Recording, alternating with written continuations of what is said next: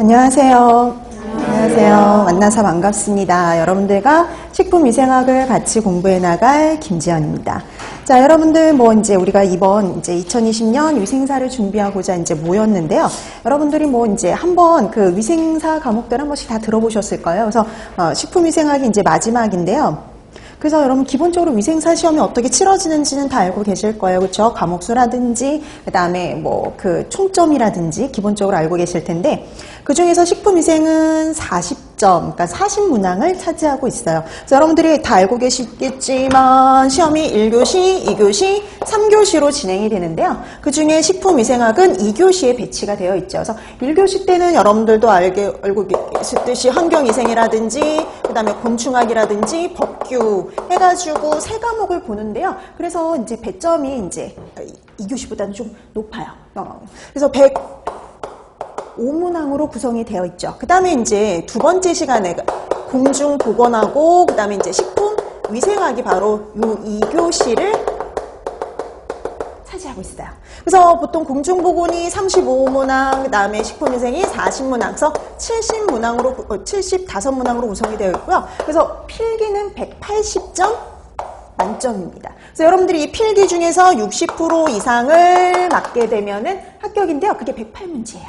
그래서 108문제 이상을 맞춘 학생들에 한해서 3교시 실기 채점이 들어갑니다. 그러니까 여러분 실기를 따로 보는 게 아니라 그날 다 같이 보는데 1, 2교시에 이제 60% 이상에서 합격을 하게 되면 그다음에 이제 3교시 채점이 들어간다라고 보시면 돼요. 그래서 실기는 40문항으로 구성이 되어 있는데요. 그 40문항에는 어떤 과목들이 배치가 되어 있느냐면요. 환경위생이랑 그다음에 곤충이랑 그리고 식품위생이 여기 또 들어가요. 그래서 식품위생이 필기 과목에도 그래서 들어가고 실기 과목에도 들어간다라고 봐두시면 돼요. 그래서 이렇게 해서 배치가 되고요. 실기도 60% 이상 맞아야지 합격입니다. 자, 근데 우리가 이게 모든 과목은 과락이라고 얘기를 해요. 그래서 필기 모든 과목이 과락이라서 40% 이상은 다 맞으셔야 돼요. 그러니까 최소한 40% 이상을 맞는데 총점은 60% 이상이면 합격이 되는 거죠. 그래서 두 가지가 다 갖춰줘야지 합격을 하실 수가 있으세요. 그래서 근데 너무 과락이 그렇다고 너무 신경 쓸 필요가 없는 게 웬만큼 우리가 조금이라도 공부를 하고 그다음에 수업을 듣고 공부하고 이러면은요 과락으로 떨어지는 경우는 극히 드문 편이에요. 그래서 작년에 불합격률이 41.5%인데요. 그중에 1.6%만 과락으로 떨어진 경우예요. 그러니까 대다수는요. 점수가 안 돼서 떨어진 경우다라고 생각하시면 됩니다. 자, 그래서 우리가 여러분들이 이제 주의할 건 이제 여러분들이 최소한 어느 과목마다 내가 너무 싫다라도 최소한의 공부는 꼭 하셔야 된다는 거. 그다음에 이제 자신 있는 과목에서는 조금 더 신경을 써가지고요. 60% 이상이 될 수 있도록 노력을 해주시면 되는 거예요. 자, 그럼 이제 식품위생 같은 경우 이제 여기 필기에도 들어가고 여기 이제 실기에도 식품위생이 들어가는데요. 여러분 식품위생은 그래서 필기, 실기를 다 공부를 하셔야 되는데 여러분 그렇다고 해서 이제 우리가 되게 실기 막 이렇게 실기 어렵다는 말은 종종 들어보셨죠. 근데 그게 실기 되게 어려운 게 아니라 기본적인 걸 조금 하고 사진과 그림을 많이 봐서 익숙해지면 그러는데 이제 우리가 그런 거에 좀 익숙치 않아서 좀 어렵게 느껴지는 뿐이라고 생각하시면 돼요. 그래서 우리 수업은 어떻게 진행이 될 거냐면요. 우선 먼저 필기 위주로 수업이 진행이 될 거예요. 필기 위주로. 그래서 여러분들이 책이 우리가 두 가지로 나눠져 있죠. 한동안 그냥 필기책만 가져오시면 됩니다. 그래서 우리가 8주 정도 강의가 진행이 되는데 그중에 한 6주 정도는 필기고요. 그다음에 한 2주 정도는 실기를 해요. 그렇다고 해서 이렇게 실기를 너무 짧게 한다 그게 아니라 왜 그러냐면요. 필기하고 실기는요. 크게 따로 떨어져 있지 않아요. 그래서 필기와 실기 공부를 같이 진행을 합니다. 그래서 거의 같이 진행을 하고 나중에 그 2주차 동안은요. 우리가 필기에서 공부했던 내용을 토대로 해서 사진이나 그림이나 그래프 이런 거 보는 연습을 하는 거라고 보시면 돼요. 거기다 플러스 추가 몇 가지 필기에서 안 했던 내용들을 조금 추가적으로 한다라고 생각하시면 됩니다. 그래서 이제 필기 시험 공부 기간이 좀 긴 편이 되는 거예요.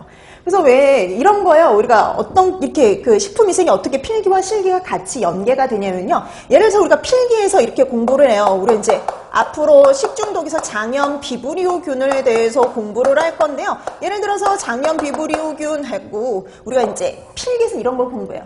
이 장염 비브리오균이 그람 음성의 간균이고요. 단모성 편모를 갖고 있고요. 이런 식으로 공부를 해요. 그럼 음성에 포자를 만들지 않고 단모성 편모를 갖고 있는 간균, 막대기 모양의 균이고요. 3% 호염균이다. 이런 식으로 필기에서 공부를 한단 말이죠. 근데 이게 실기에서 시험 문제로 나올 적에는요, 그림이나 사진으로 나온단 말이죠. 자, 이렇게 막대기 간균의 모양에다가 편모가 딱 하나밖에 없는 이 균이 누구냐? 이렇게 해서 시험 문제에 출제가 돼요. 사진이나 그림으로요. 그럼 여러분들이 이게 간균의 단모성 편모니까 장염, 비브리오다 이렇게 알아보실 수 있으면 되는 겁니다. 그 연습을 우리가 이제 실기에 가서 한다라고 보시면 되는 거예요. 그래서 실기에 가서는 여러분들이 그림, 사진, 그래프 위주로 해가지고 우리가 여태까지 알았던 요 내용들을 같이 접목해서 문제를 풀어보는 거. 그래서 연습을 하는 거다라고 생각하시면 되는 겁니다. 자, 그래서 이렇게 여러분들이 필기와 실기를 같이 연계해서 공부를 하니까요. 여러분들이 필기 때 잘 정리를 해두시게 되면 나중에 실기에 가서 큰 도움이 되겠죠. 그래서 여러분들이 필기에서 했던 내용들을 잘 정리해 두시면 되는 겁니다. 그 다음에 이제 여러분 합격률을 말이에요. 작년에는 되게 좀 높은 편이었어요. 58%가 넘어갔으니까 거의 60%에 이렇게 그 정도 되는 좀 합격률이 좀 높아져. 근데 재작년 2018년이 엄청 낮았어요. 한 3%밖에 안 됐거든요. 33% 정도밖에. 그래서 그때 되게 어려웠다 이렇게 말을 했는데, 근데 이 위생사가 간혹 30%대가 나올 때가 있어요. 근데 그걸 제외하고 그 대다수는 요즘에는 40 내지 한 50% 정도의 합격률을 보인다라고 생각하시면 될 것 같습니다. 그래서 여러분 이제 올해부터 이 또 위생사가 시험 문제가 공개가 돼요. 공개가 되면서 이제 좀 앞으로는 새로운 문제들이 많이 출제될 가능성이 높아져요. 공개가 되면 계속 똑같은 문제를 반복해서 내기가 그렇죠. 왜냐하면 벌써 공개가 돼서 이 문제를 다 알고 있는데 똑같은 문제를 또 내기가 그렇거든요. 그래서 이제 앞으로는 위생사도 또 이제 새로운 다른 이렇게 다양한 문제들이 등장할 가능성들이 있습니다. 그래서 왜 여태까지 이제 문제은행을 통해서 이렇게 출제가 되다 보니까 이렇게 반복적으로 많이 나오던 것들이 많았어요. 그렇죠. 그래서 이렇게 항상 이렇게 문제다, 왜 선배들이 항상 그러죠. 문제다 외우면 웬만해서 다 맞는다. 근데 그게 아니잖아요. 그렇죠. 그래서 이게 처음에는 이제 그런 것들로도 쉽게 나오면 그렇게 합격을 할 수가 있겠지만 조금이라도 거기서 벗어난 문제가 나왔을 경우에는 대처하기가 쉽지가 않아요. 그래서 여러분들이 기본적인 내용을 먼저 숙지하는 게 필요해요. 그래서 기본적인 내용을 잘 숙지해 놓게 되면은요, 여러분들이 문제가 쉽게 나오든 어렵게 나오든 다른 문제가, 그러니까 기존에 봤던 문제하고 다른 문제가 나와도요, 손쉽게 답을 찾을 수가 있어요. 그래서 항상 되게 이 위생사 문제가 아주 되게 어려운 고난도의 문제는 아니거든요. 그렇기 때문에 여러분들이 기본적인 이론만 잘 해두셔도 웬만큼은요, 고득점을 획득하실 수 있는 게 식품위생이다라고 생각하시면 됩니다. 자, 그럼 이제 우리 식품위생 여러분 이제 본격적으로 들어가기 전에 이제 거기 앞에 맨 앞장에 차례 나와 있잖아요. 거기 차례를 보시면 우리가 크게 5파트로 나눠놨죠. 지금 이 책에는 5파트로 나눠놨는데, 자, 식품위생 개요의 파트에 식품위생 개요뿐만 아니라 해썹과 GMO도 같이 넣어놨죠. 왜냐면 이제 해썹이나 GMO를 이렇게 각각 다 한 단어로 놓기에는 너무 분량이 좀 적어서요. 이렇게 같이 묶어놨는데 보통 여기에서 한 5문제 내외가 출제가 됩니다. 그러니까 식품위생의 개요에서 그리고 그다음에 해썹, 이제 GMO. 그러니까 식품위생의 개요 파트에서 한 2문제 정도, 그다음 2-3문제 정도, 그다음에 해썹에서 한두 문제 정도. 그러니까 보통은 한 문제는 꼭 출제가 되는데 간혹 2문제가 나올 때가 있단 말이죠. 그다음에 GMO는 하나도 안 나올 때도 있고 하나 정도 나오는 경우가 있어요. 자, 그래서 한 5문제 내외가 출제가 되고요. 그 다음에 식품과 미생물 파트에서는 5문제에서 10문제 가량이라고 보시면 돼요. 그러니까 어떨 땐 조금 적게 나오는데 또 어떨 땐 또 10문제까지 꽉 채워서 많이 나올 때도 있기 때문에요. 그래서 5문제에서 한 10문제 정도. 그 다음에 우리 이 식품위생의 꽃이라고 할 수 있는 게 바로 식중독입니다. 가장 많은 문제가 출제되는 게 바로 식중독 파트예요. 그래서 보통 여기서 15문제에서 20문제가량. 그러니까 여러분 생각해보세요. 우리 식품위생이 40점 만점이잖아요. 40문항인데 그 중에서 많게는 20문항까지도 나올 수 있다는 거, 거의 50%를 차지하는 게 식중독 파트예요. 그래서 그만큼 가장 중요하다라고 생각하시면 됩니다. 자, 그다음에 식품과 질병에서는 감염병하고 기생충이 나오는데, 이 감염병하고 기생충 질환 여기에서 이제 5문제에서 한 10문항 정도가 출제가 되고요. 기생충보다는 감염병에서 조금 더 많은 문제가 출제가 됩니다.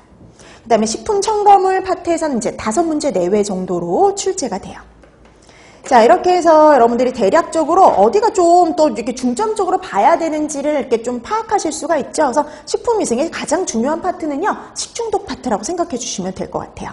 자, 그럼 이제 오늘부터 이제 진도를 나갈 텐데요. 이제 우리 필기 수업, 이제 뭐 필기 수업의 기본은 이렇게 나갈 거예요. 여러분, 이론 위주로요. 그러니까 우리 책이 지금 보면은 이론 나와 있는 부분이 있고, 그 다음에 문제 파트가 있죠. 그래서 우리가 이론 위주로 보고요. 문제는, 이런 유형의 문제가 나옵니다. 라는 정도로 보고 넘어갈 거예요. 여러분, 문제는 여러분들이 푸셔야 돼요. 그러니까 저하고 푸는 게 중요한 게 아니라, 여러분들이 이제 푸는 것들이 되게 중요하기 때문에 뭐 이렇게 따로 이렇게 설명이 필요한 그런 거 외에는 이런 유의 문제가 출제가 될 수가 있고 이런 유의 문제를 보세요라는 정도로만 보고 넘어갑니다. 그래서 이론 위주다라고 보시면 될 것 같아요. 자, 그럼 이론 위주로 해서 이렇게 쭉쭉 이렇게 나가는데요. 이렇게 항상 그리고 또 이게 항상 중요한 게 예습을 굳이 여러분들한테 하라고 말씀드리지 않아요. 예습은 그닥 중요하지가 않은데요. 중요한 건 복습이죠. 그래서 오늘 했던 내용들은 집에 가서 꼭 복습하고 문제 한번 풀어두시면 되는 건데요. 그걸 그 다음 시간에 와서 또 한번 복습할 기회를 드릴 거예요. 그래서 항상 수업 전에 그 전 시간에 했던 내용과 관련된 문제 프린트가 나갈 겁니다. 그럼 여러분들이 그 문제를 가지고 다시 한번 복습을 해주시면 돼요.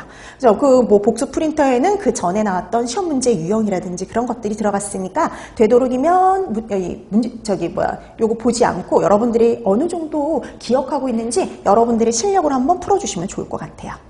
자, 그럼 이제 오늘 첫 시간이니까 464페이지죠? 464페이지 식품위생 개요 여기부터 들어가도록 합니다. 자, 근데 여러분 이 식품위생의 개요에서는 식품위생의 개념 잡고 그다음 개념 파악을 하고요. 그다음에 이제 뒤에 뭐 해석과 관련된 내용들을 공부할 건데요. 제일 먼저 나온 게 식품위생의 정의입니다. 자, 식품위생의 정의.